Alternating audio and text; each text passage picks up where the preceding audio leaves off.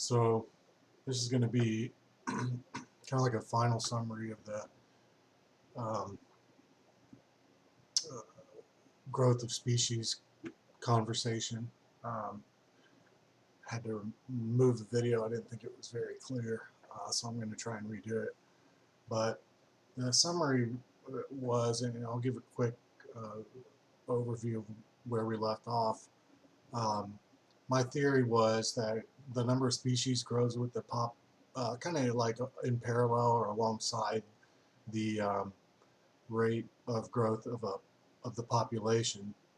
And we know populations, especially in the natural world, uh, grow um, exponentially.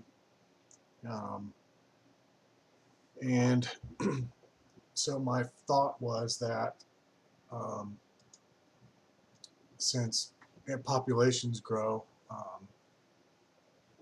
exponentially, that species would too. And we could use a simple formula like the PERT equation.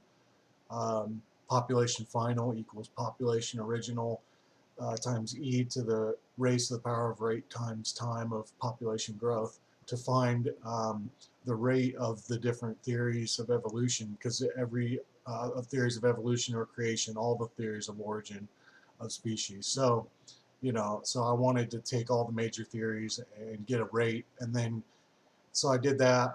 We got the numbers on the different levels of scale. Actually, there was only let's see. So starting with creation theory of a 4,000-year-old animal population since the time of the flood, we got a number of, I think it was like 0.2% rate of growth averaged over 4,000 years would give us our modern species, whereas for millions of years of evolution, anywhere from 150,000 up to 500 million years, even all coming from a single organism, you would have to have such an incredibly slow rate of growth that it's almost unrealistic, especially when we consider the rate of growth of animals in the modern world and what we see today.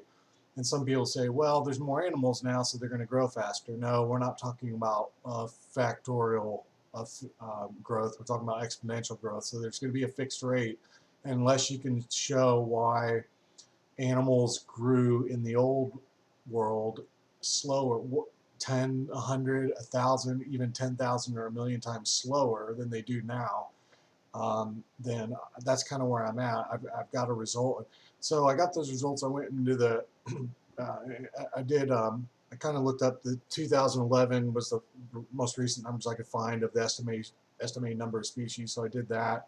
And I also found how many, and these references and links are all in the material that I've linked.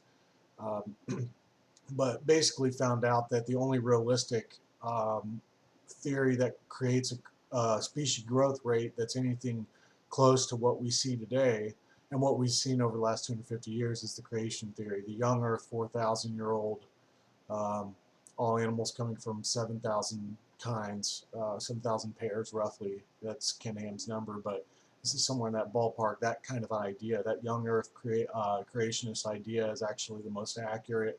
And the second runner-up to that was young, slightly, very slightly old Earth evolution, with the theory being that the Earth is 150,000, or the animal species are 150,000-year-old. Now I'm kind of talking about phylum because the claim that there were two of every kind of animal on the ark. Those are general, like, parents of the animal of I know there's you have the branch of organic creatures, the tree of that, and how it goes phylum, kingdom, animalia, species is the last category. So the equivalent would kind of be the phylum, I believe it was. The phylum in modern day terms would be the equivalent of a biblical kind in the Genesis account. So as best I can see would line up. But anyway, that's the final result. Until I can figure out why there would be such a slow rate of growth of species over the last 10 million years, it makes no sense that the world can be that old, given the relatively few number of species we have today, a 3 to 150 million, even 150 million, would take would not take that long. Given the modern rate of growth, 4,000 years compounded annually is at a rate of 0.2 really adds up pretty quick. Relatively speaking, 10 million years is just way too long for exponential growth of species to happen. We'd be knee deep in animals, literally. I mean, there'd probably be 100 foot of dead animal carcasses over the entire face of the earth if that was true. I mean, so there has to be some sort of explanation for why we see it incredibly fast. If you're saying the animals have been evolving for a million, anywhere from 150 to 500 million years, you have to explain why the growth would have to be so slow to get the number we have now, especially since the human population is booming. Because as human populations boom, animal populations decrease because we consume animals and we kick them out of, we take over their place. So you're going to have to explain. In fact, the evidence might even be that it's shorter than that. So it's like that's kind of where I left off, and I'm actually going to a who is it? Richard Dawkins is coming to Indianapolis. That's where I live. So he's coming in November 9th, I believe it is. So I got tickets to that. I'm gonna go talk. Hopefully, I can get some questions in and see what he has to say about some of that stuff. I know. So it'd be interesting to hear his thoughts. But anyway, thanks for listening. If you have any questions, shoot me a comment or a message or whatever. But let me know what you think.